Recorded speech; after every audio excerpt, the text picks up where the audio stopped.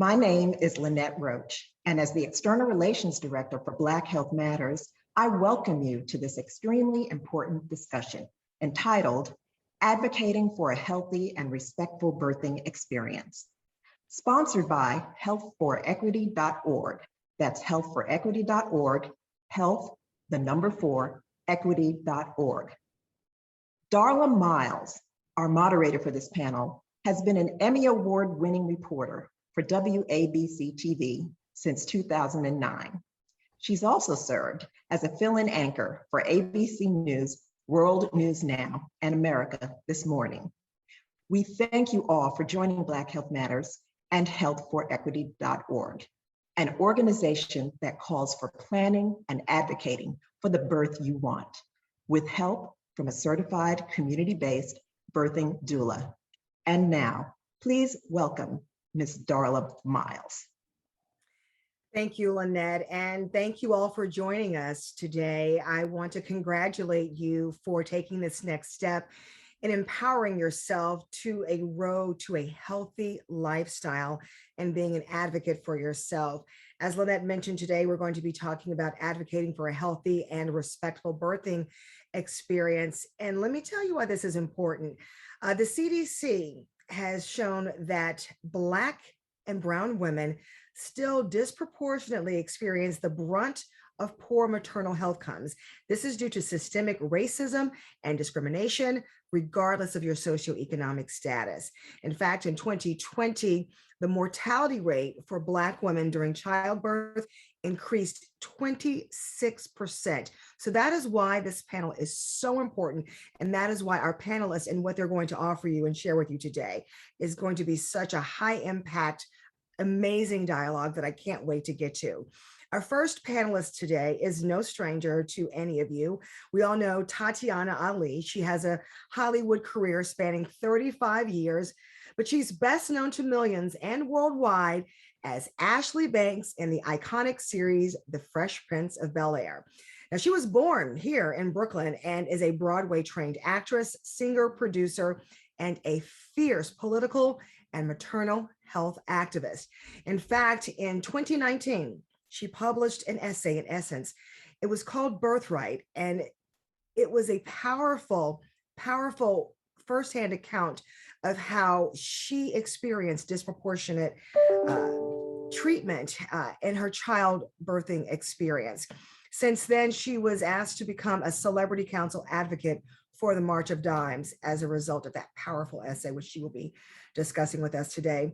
Secondly, we're going to be speaking with Denise Bolds. She is a certified DONA International Birth Doula, that's Doulas of North America.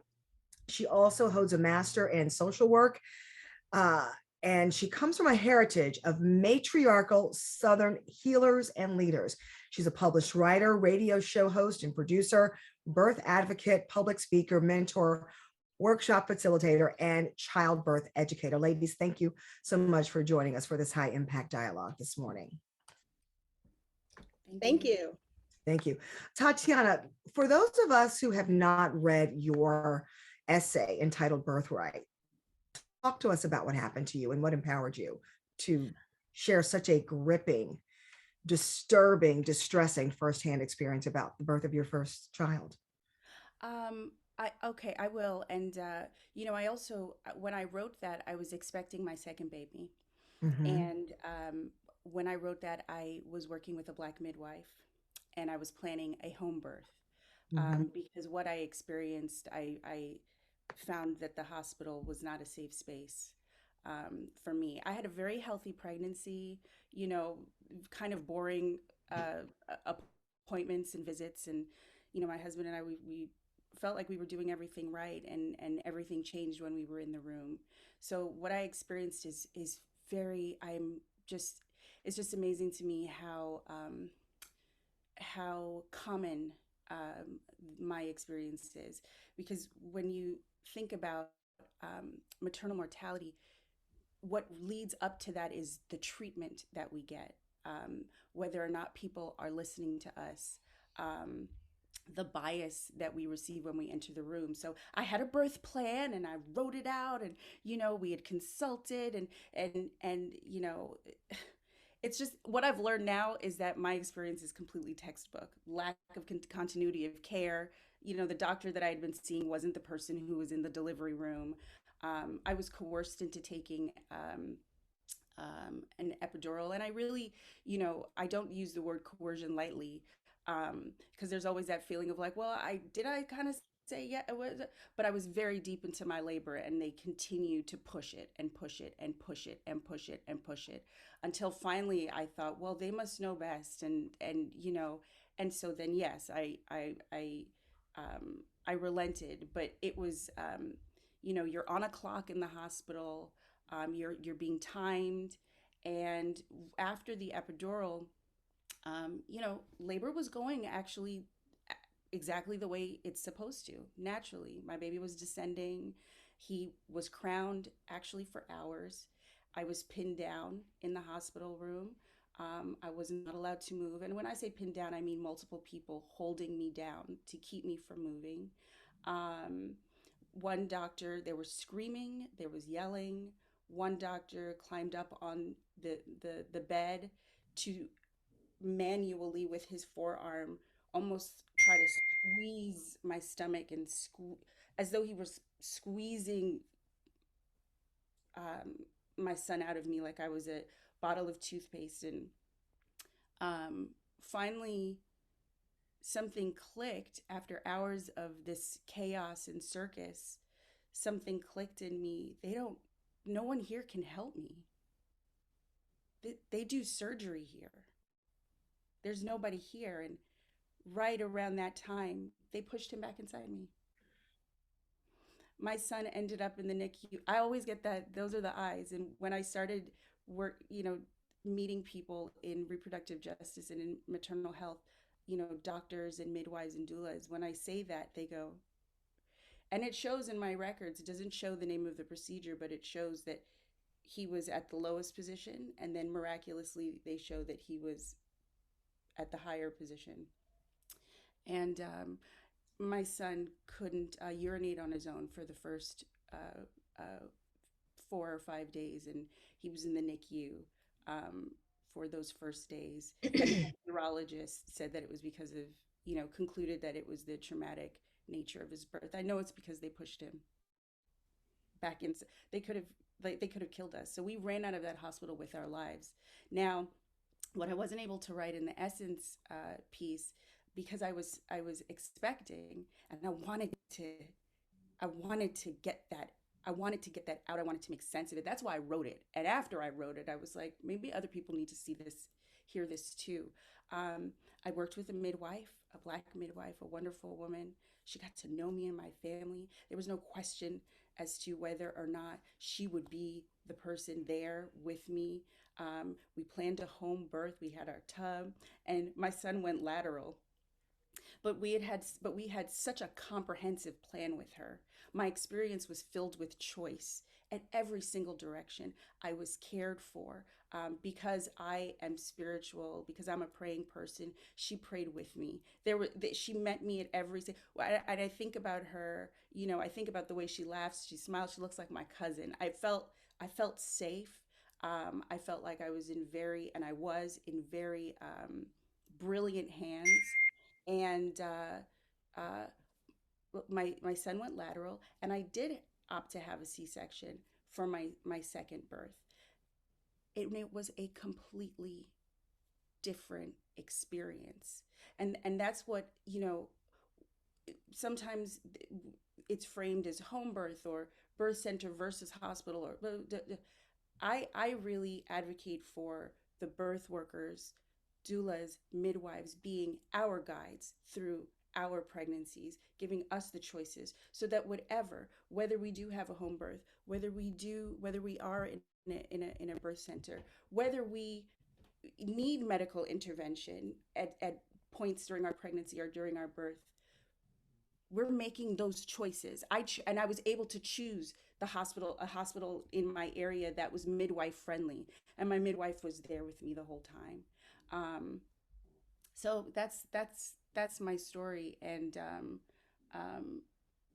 I want families and birthing people to know that you know, a lot of the statistics that we're getting, it's terrifying.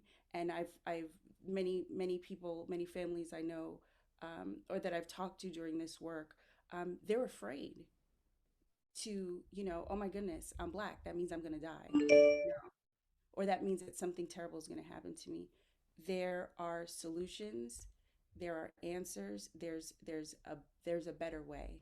I want us to have all the things, and I want us to have the respect and the loving care that we deserve during this incredible, incredible passage in in your life. You know, when you choose to bring life into this world, it's an incredible time. You know, it should there should be an initiation and a loving um, kindness to it, and you know, like many of the systems in our country, this is one of those systems that is really hell bent on destroying that part of our humanity. Thank you. I can see I know it's been a number of years, but it's still never an easy thing to tell. It's not an easy thing to relive. So I really appreciate you being candid, and I can see it on your face how this is still impacting you. So thank you for sharing that. And, you know, my heart goes out to you in that experience. As you were telling your story, I couldn't help but see the reaction on Denise's face. I don't know if you are familiar with Tatyana's story, but is this the typical experience that you have found with some mothers, and why they come to you for help? As far as what happened with Tatyana and Black women, as a birth doula, I'm a birth doula for 8 years, 223 births of experience in about a couple of hours. I'm running out to the hospital once I'm done here with all of you to support another Black family. Does this happen on a regular? No, it does not. I don't want Black and brown families to be frightened to death so that they are not having children. They're not having children safely. I want Black and brown families to understand that not every person is a candidate for a birth center or a home birth, that a hospital has its place. And what I'd like to see is two things: childbirth education for families, accessible for Black and brown families, as well as building your birth team. Tatyana started that, but with the first birth, she didn't know very much about this hospital and about their procedures and about what they do. Is this a teaching hospital? She didn't know to put in her birth plan, no students. I don't want a lot of people in the room when I give birth. I don't want this to be a spectator sport. I want this type of environment. I want these people in attendance. You can build your birth team in a hospital setting, but you have to get to know and understand the policy and procedures of that hospital and that department. And you have to get to understand your provider. Because for Black women, there's a lot of what we call bait and switch. They promise so many great things when you're starting out with your prenatals. And then when it's time for you to go in and have your baby and give birth, all of a sudden, all those parameters can change. So we need to build a birth team, to have your birth plan, your birth preferences, as I like to call them, to be a tool of advocacy, to make sure that the partner, the husband, the wife, and the doula are able to work together to create that environment in that room of safety, because that person who's giving birth has to feel safe and trust that they can give birth in that space. That's what Black women need. Black women need doulas who are trained and skilled to know how to go into these very high risk, high scenario births, because that's what we're genetically predisposed of. So does it happen a lot here in New York? Actually it does. I'm a doula in New York City, and I'm a doula also in New Jersey. It doesn't happen as much in New Jersey, but in New York, there's a high volume of Black and brown families having high risk births, and I'm known as a high risk doula. So yes, here in New York City, I am constantly advocating. I'm constantly pushing people out of the room that don't belong. I am constantly watching what the nurses and doctors are doing to make sure that things are done in a safe attitude, and that's energy that Tatyana was talking about, that energy that does not include stereotyping, bias, or racism. So that energy is going to promote the safety of that person giving birth, as well as that child who's coming to Earth's side. Those things are very important. And unfortunately, Tatyana, her first baby, her first birth, she has this trauma now for the rest of her life. She will never forget the story. She will never, ever undo what has happened. Her son received a bit of that trauma. And it is my hope that this work that she's doing will allow her to heal, and that she can change the birth narrative so that she can empower others, and God will give her relief so that she can feel, this happened to me, but I can help others so it won't happen to them. And that's what we have to do. We have to be willing to have these very difficult conversations, and we have to invest in building our team. As I tell my Black and brown families, you do not go off of feelings, you go off of facts. And that's what we have to understand. Birth work in this country is $1 billion business. The medical model that is here did not include Black and brown bodies as patients, but rather subjects to experiment on. That model has been here since the beginning of time. And we have to make sure that our Black and brown families have the talk. Their expectations have to be on point. Their education and understanding have to be on point, and they have to have a great team behind them.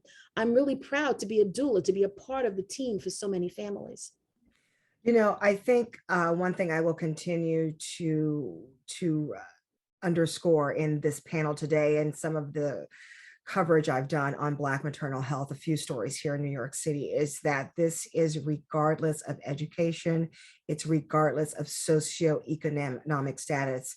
It is a systemic racism. And, you know, even as a journalist, and I've been in my field for over 2 decades, and I feel like I know a little bit about everything, even going into any health experience, you don't know what you don't know.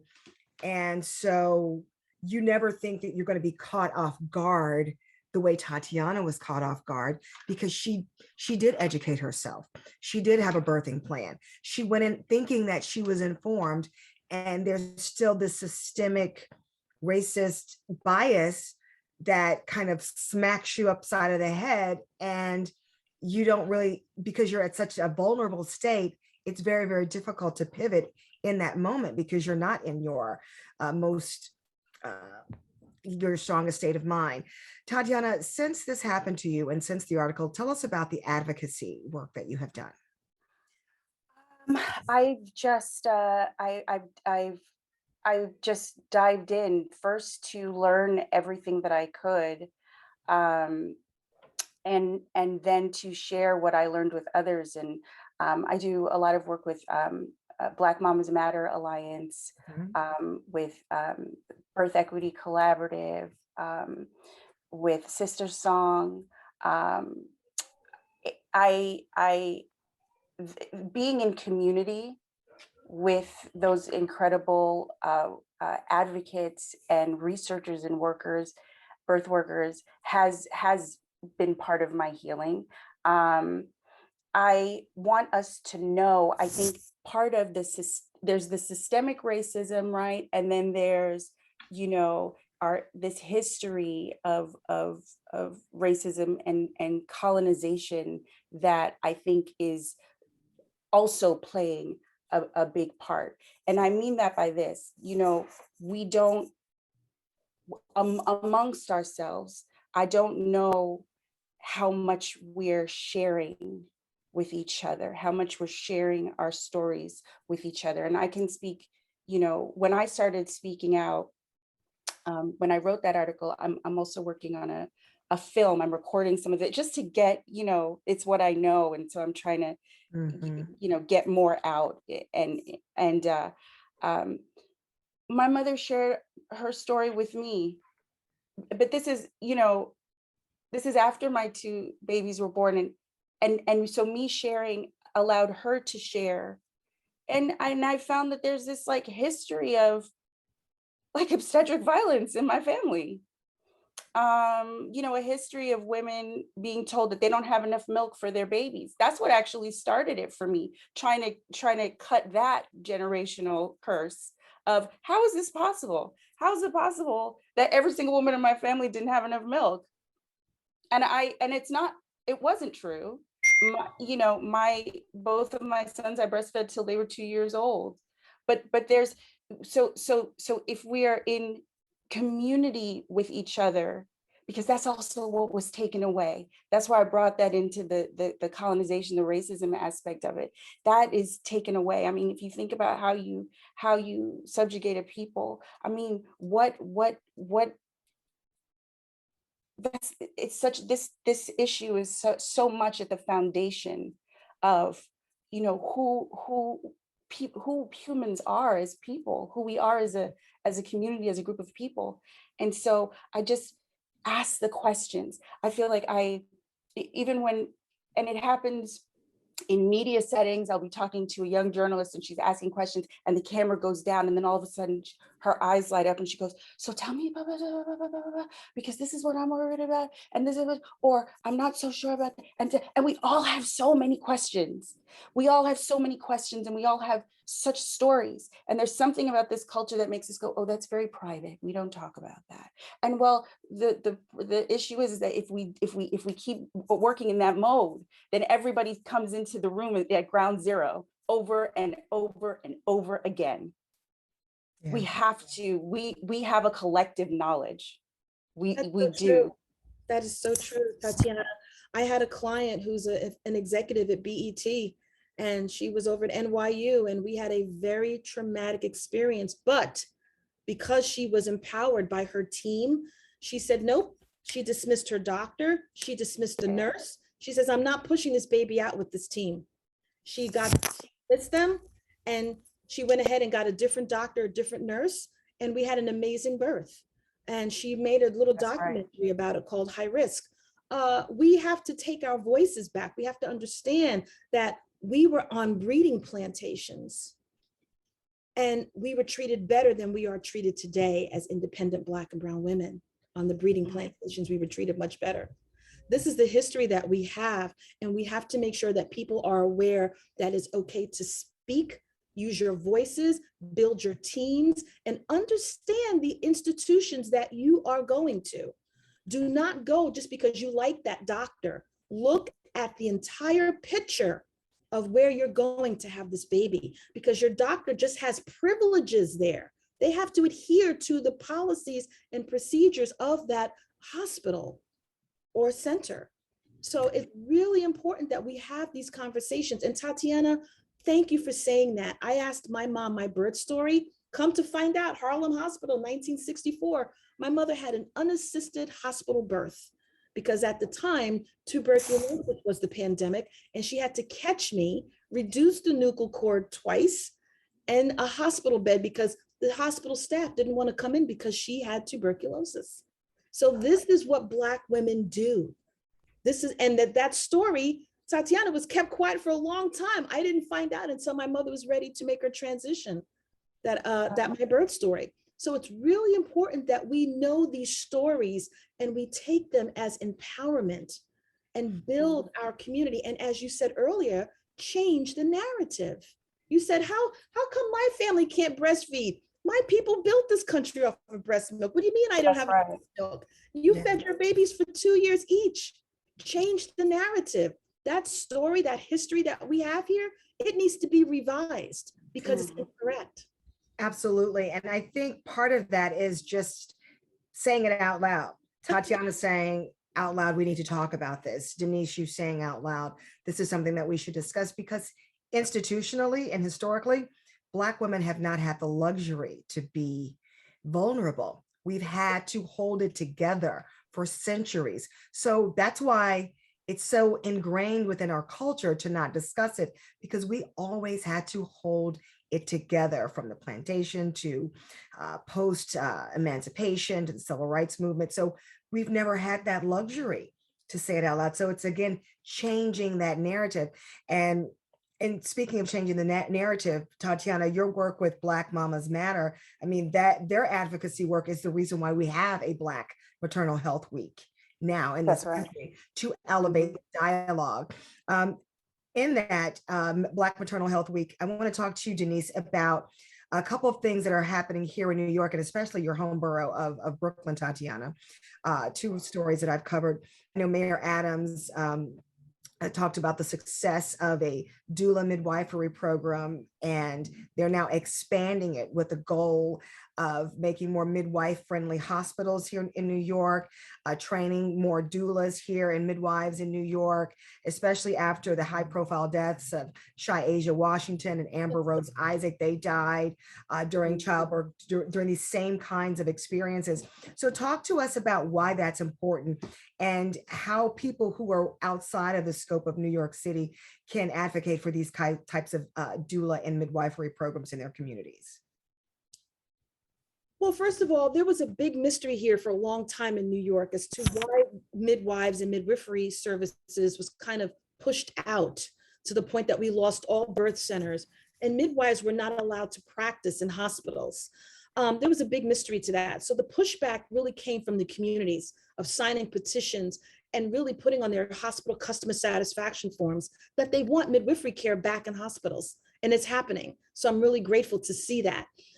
When it comes to doulas and midwives are different in the fact that a midwife is more clinical, a doula is more of a community resource, support, advocacy, education. There's not a choice between one or the other. It's great to have both on your team, both a midwife and a doula. So that's what I would like to impress. But why is this so important for New York?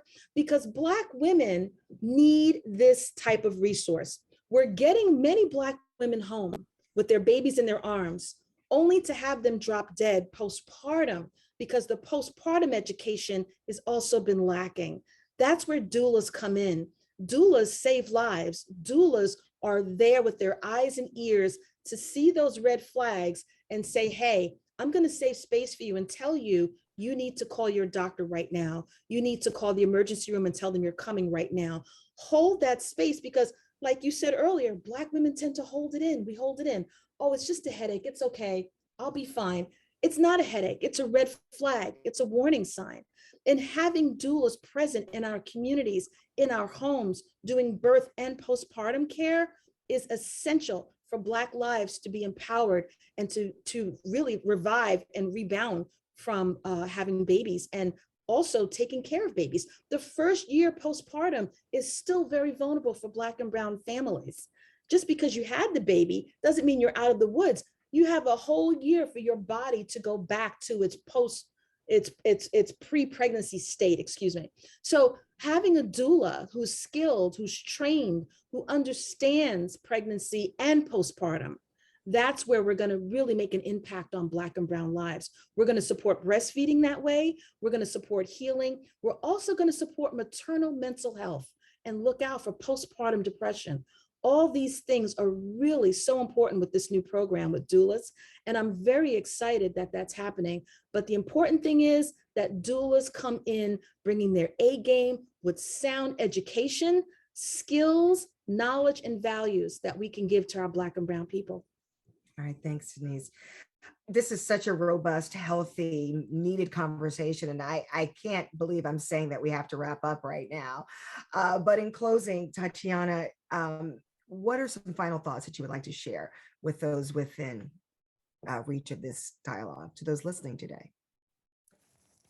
The thoughts I have to share are, you know, that you're loved, that there is a whole, no, there are people on the ground all over this country that I've had a chance to meet who are working tirelessly on our behalf. And, you know, you're going to be okay. Like you, Denise said so many wonderful tips, like follow everything Denise. I forgot one of those tips though. Tatyana, you know about the Black Birth Bill of Rights, right? Yes, yes. Okay, from the National Association to Advance Black Birth, make sure every family you Google the Black Birth Bill of Rights. That's your tool to get started on advocacy. That's right. And this is something that I have so much hope. I have so much hope that we're going to turn this around and that we're going to take our power back and take control back over how we build our families and what that feels like for us. And you know, how those stories are going to change over time. I believe it in my spirit. I believe it in my heart. I don't you know, whatever the Supreme Court is doing right now, there's like, it's this experience is like radicalized me in the sense that there's that litigation and all that nonsense over there, but then there's what's happening in our homes, in our community, locally, in our streets. And I think that's where the strength of this movement lies, and that's where our power lies with each other. All right. Tatyana, thank you again so much for your courage and your bravery and your candor. I mean, I see it on your face. I think everyone sees it on your face. Um, because there's Black maternal health and there's Black maternal mental health. Uh, as you mentioned, Denise, any final thoughts from you before we wrap up today? Yes, yes. Please make the investment. The baby strollers, all the glam stuff is not important. Please make the foundational investment of looking at your birth team, selecting the doctor or midwife that fits your needs, hiring a skilled Black doula. Please hire Black and brown doulas, and make sure that you understand the power of your birth preferences, understand the Black Bill of Rights, and understand that you need to know that your community is behind you. Know your birth story. Make sure that your heritage is a part of the cloak that is going to keep you warm during these very, very cold and challenging times. I want to thank everyone for stepping up and really looking at Black doulas. This is a wonderful time to really promote and move forward Black birth. Thank you so much for the opportunity. I love being a doula. Love it. I see. Okay. Tatyana Ali, activist and actress, Denise Bolds, a DONA certified doula. Thank you so much for your time today. Thank you for sharing such a wealth of information with our viewers here today with the Black Health Matters Spring Health Summit. This has been advocating for a healthy and respectful birthing experience, and this dialogue will continue in another segment. Thanks again and have a great day.